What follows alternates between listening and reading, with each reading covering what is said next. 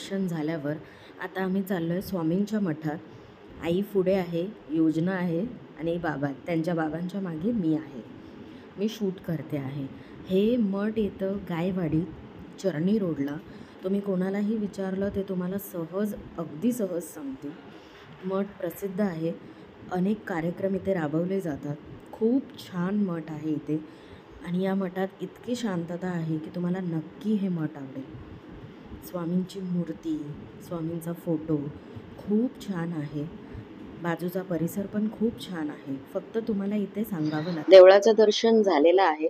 तर आता आम्ही आमच्या पोटोबाची सोय करायला गेलेलो. तर हे हॉटेल आम्ही गुगलवरती बघितलेलं.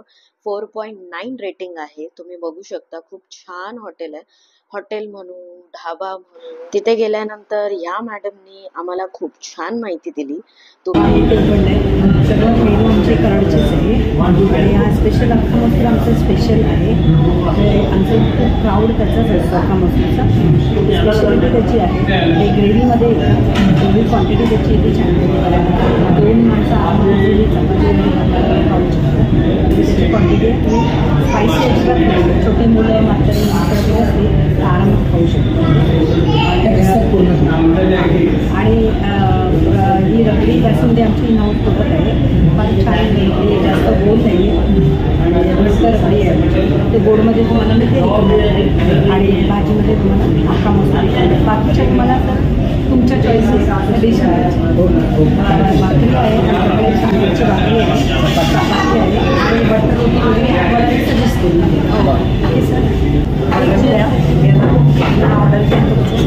खूप छान निघाल्या, खूप कॅमेरा फ्रेंडली होत्या. आम्ही त्यांना सांगितलं की आम्ही शूट करतोय, तर त्यांनी अजून छान माहिती दिली आम्हाला. आणि हे होते आर्यन सर. ते आमची ऑर्डर लिहून घेत होते. ते पण खूप फ्रेंडली निघाले. त्यांनी छान आम्हाला सर्व्हिस दिली, छान माहिती पण दिली की कुठले डिश काय चांगले आहे. तर माझी बहीण इथे ऑर्डर करते. त्यांचा ॲम्बियन्स खूप छान होता. सगळीकडे छत्रपती शिवाजी महाराजांची माहिती होती, त्यांची किल्ल्यांची माहिती होती. ज्याला कोणाला माहिती नसेल ते माहिती थोडक्यात वाचू शकत होते. ॲम्बियन्स खूप शांत होता, खूप छान होता, फ्रेंडली वाटत होता. वातावरण पण खूप छान होतं.